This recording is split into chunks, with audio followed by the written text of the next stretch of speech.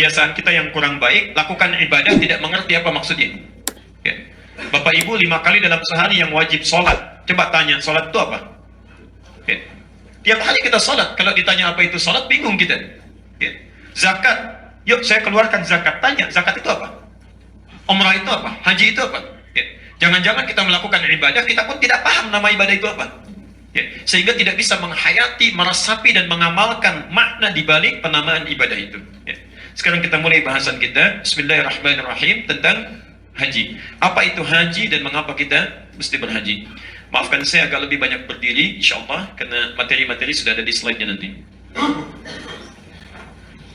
Sudah. Pertama, Bapak Ibu sekalian, haji secara bahasa para ulama fikih menyebutkan dengan al-qasdu, menuju, berangkat. Ya. Tapi penting kita lihat, kalau kalimatnya sama, ya, al-hajju dengan al-qasdu, kenapa yang digunakan al-hajju bukan al-qasdu? Logikanya kan begitu ya. Al-hajju kata ulama fikih, haji itu al-qasdu, menuju. Ya kalau sama-sama menuju, kenapa tidak pilih al-qasdu? Ya. Nah nanti ada kalimat-kalimat dalam bahasa Arab yang suka diterjemahkan sama, padahal esensinya berbeda. Contoh, Al-Ankabut, Quran surah ke-29 ayat 45.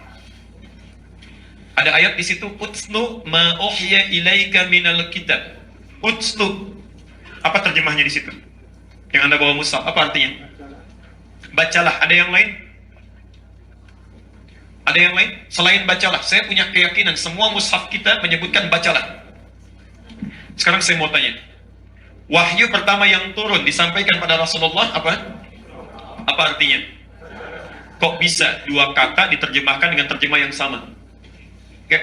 Dua kata diterjemahkan dengan terjemah yang sama. Itu berbeda esensinya. Kalau iqra, itu artinya baca sesuatu yang tertulis, baca saja. Tapi tidak menuntut kita paham. Ya, hanya sekedar membaca. Ini ada tulisan, Anda baca di sini, mau paham, mau tidak, itu iqra. Jelas ya? Dari kata qiraah. Qiraah, iqra dari kata qiraah, baca, tidak menuntut untuk paham. Tapi kalau utlu dari kata tilawah, yang setidaknya memiliki 3 arti. Dari kata tilawah, 1 baca, kedua pahami apa yang dibaca, paham, ini menuntut paham. Yang ketiga, amalkan apa yang telah dipahami itu. Baca, pahami, amalkan. Baca, pahami, amalkan. Karena itu kenapa wahyu pertama turun menggunakan kata ikra? Ini litakidi ummiyati Muhammad SAW, untuk menguatkan keummian Rasulullah yang memang nggak bisa baca. Jangankan paham, baca pun nggak bisa. Jadi kalau wahyu pertama menggunakan utslu, itu salah Qurannya. Ikra bukan utslu. Karena Nabi jangankan paham, baca pun tak bisa. Jelas ya? Tapi setelah Qurannya ditanamkan oleh Allah dalam jiwanya, la tuharrik bihi lisanaka lita'jala bihi. Inna 'alaina jam'ahu wa Qur'ana. Muhammad, kalau ingin cepat menghafal Quran, jangan cepat-cepat melafazkannya. Quran kami tanamkan dalam jiwamu. Fa idza qara'nahu fattabi' Qur'ana. Cukup ikuti bacaan Jibril dengan penuh ketenangan, di situ disampaikan Quran dalam dadamu. Setelah Qurannya mantap dalam jiwanya, ada perintah untuk ibadah, berubah kalimatnya menjadi tilawah, utslu. Perhatikan, saat turun perintah salat tidak menggunakan kata ikra. Perhatikan kalimatnya, utslu ma uhya ilaika minal kitab wa aqimis salat.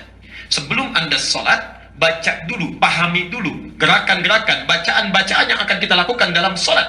Setelah paham bacaannya, mengerti yang kita baca, paham yang dilakukan, wa aqimis salat, baru tunaikan salat itu. Inna salata tanha 'anil fahsya'i wal munkar. Salat yang dipahami bacaan dan gerakannya itu yang akan menjadikan kita orang baik. Ya, jelas ya? Karena itu orang tua kita dari dulu itu selalu mengarahkan pada tilawah. Ikra, qiraah, orangnya disebut qari. Bukankah kalau ada acara-acara itu ada qarinya di sampingnya sari tilawah menerjemahkan supaya paham? Ya. Barangkali yang pertama menerjemahkan namanya Sari, Busari, makanya Sari tilawah, ya. Qari, Sari tilawah. Kalau Pak Kamil mungkin Kamil tilawah, ya. Sari tilawah nggak ada dalam bahasa Arab, yang ada tilawah. Ya, tilawah nggak pakai sari. Ya, baik. Nah, sekarang kita kembalikan apa itu haji. Kenapa tidak dinamakan ibadahnya qasdun tapi haji? Karena haji itu bukan sekedar menuju. Haji itu menuju pada satu keadaan atau tempat yang sangat dibutuhkan. Ya. Jadi kalau kita punya satu kebutuhan sangat kita inginkan, ya. Kebutuhannya disebut dengan hajah, hajat. Ya. Sudah jadi bahasa Indonesia. Hajat hidup orang banyak. Hajat itu kebutuhan yang sangat kita perlukan. Baju ini hajat kita. Ya, pakaian hajat kita, rumah hajat kita. Kalau kita menginginkan itu, kita ingin tuju, itu namanya haji prosesnya. Jelas sampai sini? Perhatikan. Kenapa dinamakan dengan haji? Ya, karena haji itu memberikan isyarat menuju pada satu keadaan atau tempat yang sangat dibutuhkan oleh setiap insan. Setiap manusia butuh itu. Apa yang paling dibutuhkan itu? Saya agak percepat. Ini. Setiap orang menginginkan sukses di dunia, bahagia di akhirat. Saya ulang. Setiap orang dalam hidupnya pasti menginginkan sukses di dunia, bahagia di akhirat. Saya mau tanya, siapa ingin yang sukses di dunia? Boleh angkat tangan? Kayak sukses. Tapi sengsara di akhirat? Tidak. Siapa yang ingin bahagia di akhirat, dapat surga paling tinggi dengan Nabi lagi? Siapa? Boleh angkat tangan? Alhamdulillah. Tapi miskin di dunia? Tidak mau juga. Baik. Yang ketiga, siapa yang menginginkan? Tuh, belum disebut sudah ngacung. Sukses dunia, bahagia akhirat. Yang tidak ngacung rugi itu. Lihat, semuanya ingin. Karena itu, setiap orang yang haji, setelah haji itu, kalimat Qur'annya ditutup dengan harapan haji. Al-Baqarah 201 itu yang kita mohonkan. Rabbana atina fid dunya wa fil akhirati wa qina. Itu kan ayat penutup haji. Ayat penutup haji. Dari 196 sampai dengan 201-nya ditutup dengan doa. 203-nya kembali kepada Mina. 201-nya. Bahkan saking pentingnya itu, bukankah setiap tawaf dari Rukun Yamani sampai ke Hajar Aswad apa yang dibaca? Rabbana atina fid dunya hasanah wa fil akhirati hasanah. Jadi puncak keinginan manusia itu bahagia di dunia, sukses di akhirat. Ya. Itu poinnya. Ya. Dan karena itulah juga bahkan ada orang-orang yang belum sempat berhaji dalam hidupnya diberi jalan oleh Allah. Saking adilnya. Kamu barangkali kalau haji tidak kuat, terlalu capek, terlalu lelah, mungkin nanti ria. Diberikan satu amalan yang bisa bahagia dunia pun demikian sukses di akhirat. Karena itu doa ini tidak hanya dibaca orang yang haji, yang tidak haji pun seringkali membacakannya. Demikian ya. Dikenal dengan doa apa? Doa yang lain tidak dibaca, dua lagi. Kan ada 3 itu. Satu, sapu jagat. Kedua sapu nggak ada jagatnya. Ketiga, jagat nggak ada sapunya. Sapu nggak ada jagatnya itu doa taubat. Sapu dosa kita, bersihkan dan sebagainya. Banyak doa taubat. Rabbana zalamna anfusana wa illam. Ketiga, jagat nggak ada sapunya. Itu butuh satu sesi, nanti kita bahas kemudian. Nah, cuma sayang, maaf, ada orang haji, ada orang berangkat haji, tapi mohon maaf, bisa dia dapat kesuksesan dunia, akhirat tidak dapat. Insya Allah. Ada yang mohon maaf juga sebesar-besarnya, dunia nggak dapat, akhirat juga tidak. Dunia tidak dapat, akhirat juga tidak, padahal dia haji. Padahal haji. Kalau orang tidak haji, dunia sengsara, akhirat bahagia, wajar.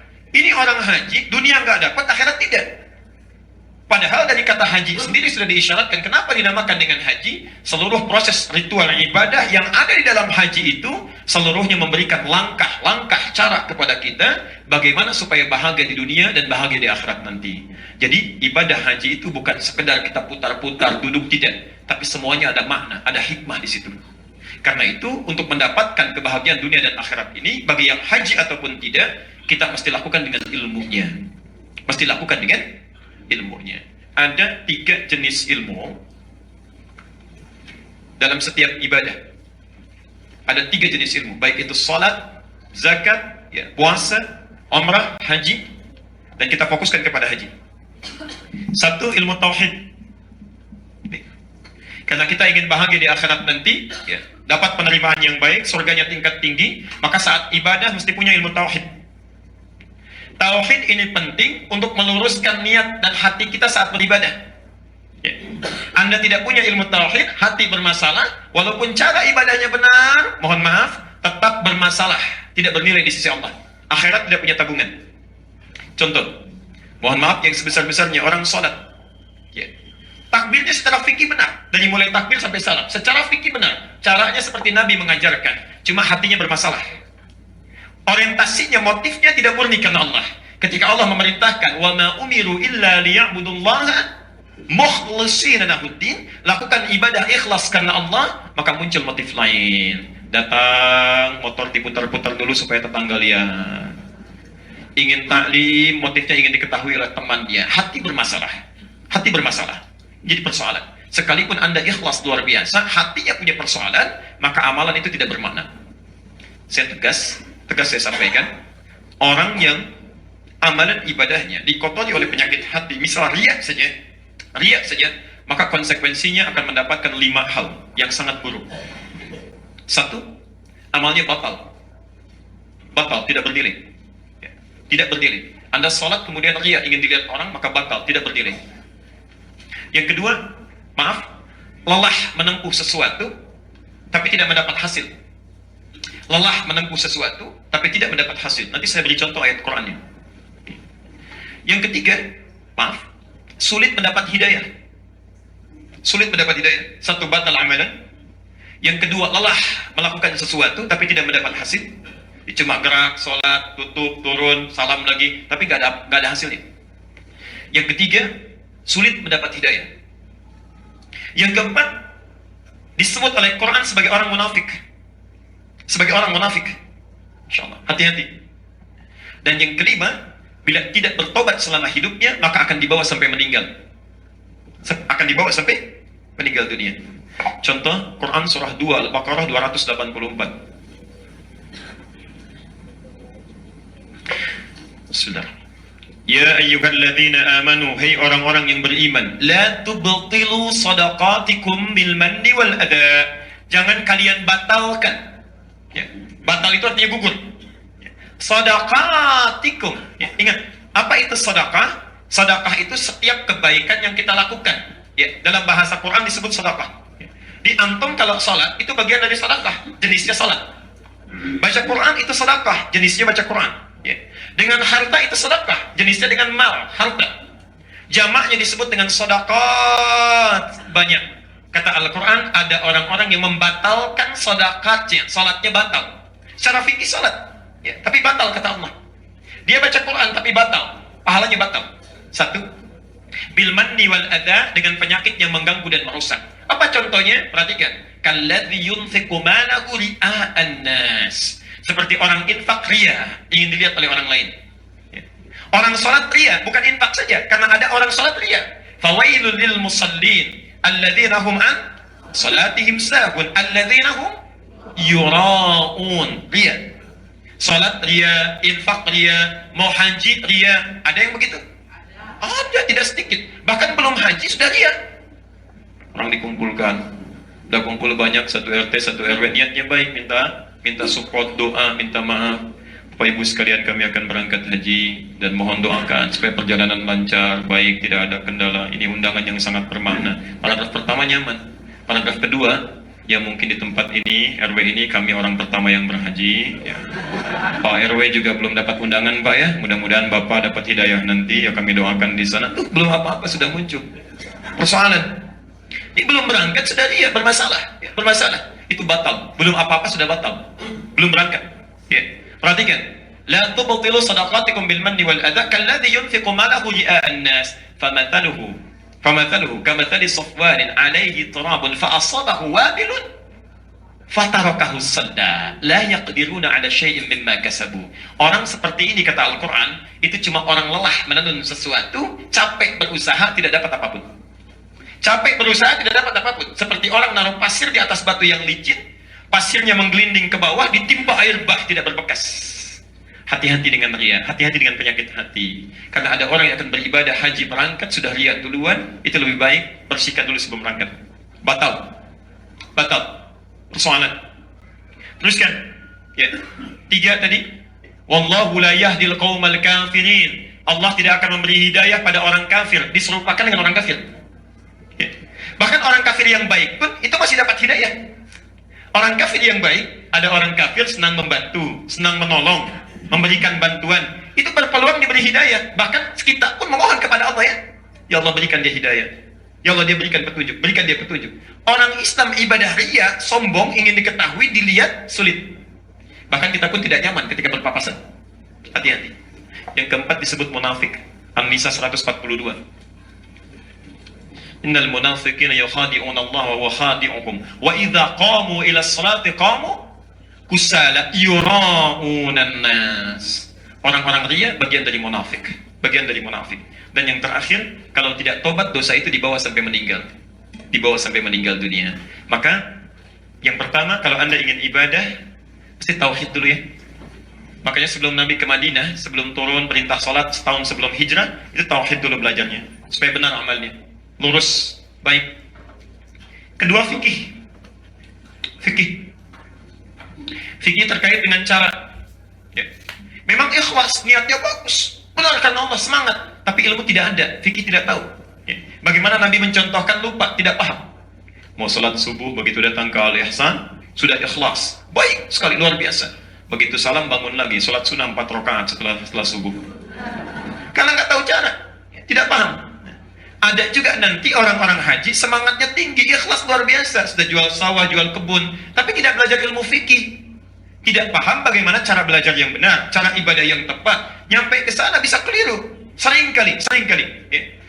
Bayangkan Bapak Ibu sekalian, bayangkan Ka'bahnya sudah di depan mata, bisa salah kiblat. Ka'bahnya di depan mata, salah kiblat. Dari Ka'bah dapat informasi itu rumah Nabi dilahirkan. Ya. Ke rumah Nabi, lihat. Yang sekarang jadi museum itu ya. Nanti saya tunjukkan gambarnya. Begitu melihat ke situ, tiba-tiba sholat menghadap ke rumah Nabi. Ka'bahnya di belakang, bisa salah kiblat. Sholat menghadap ke rumah Nabi. Karena itu sampai sekarang di tempat rumah Rasulullah ini, yang sekarang jadi perpustakaan, diberi gambar di sampingnya. Ada orang sujud, dikasih pras, disilam. Dan ada tulisan di bawahnya, pakai bahasa Inggris, bahasa Arab, bahasa Urdu, plus bahasa Indonesia. Artinya orang Indonesia ada yang pernah salah itu. Ya. Salah sujudnya, salah kiblatnya. Jauh-jauh ke sana salah. Ya. Bahkan ada yang fatal salahnya. Sudah di depan Ka'bah berkeliling, ya, sudah tenang, lihat kanan kiri, gunting keluar, dipotong kiswan. Bisa keliru, ya, bisa keliru. Jadi Anda bisa bayangkan secara fikih saja, ikhlas memang ikhlas betul, tapi ilmu tidak ada, bisa bermasalah. Karena itu bagian kedua yang penting dari ibadah, tidak cukup dengan ikhlas, tapi mesti tahu cara. Karena itu syahadat kita diikat dengan 2 kalimat. Satu, asyhadu anna, ikhlas, ilmunya tauhid. Bagaimana cara menerapkan tauhid? Allah perintahkan, kata Allah, aqimus sholat. Tunaikan sholat. Quran tidak menjelaskan bagaimana cara sholat. Ya. Harus ada contoh, harus ada yang menuntut. Maka diikat dengan kalimat yang kedua.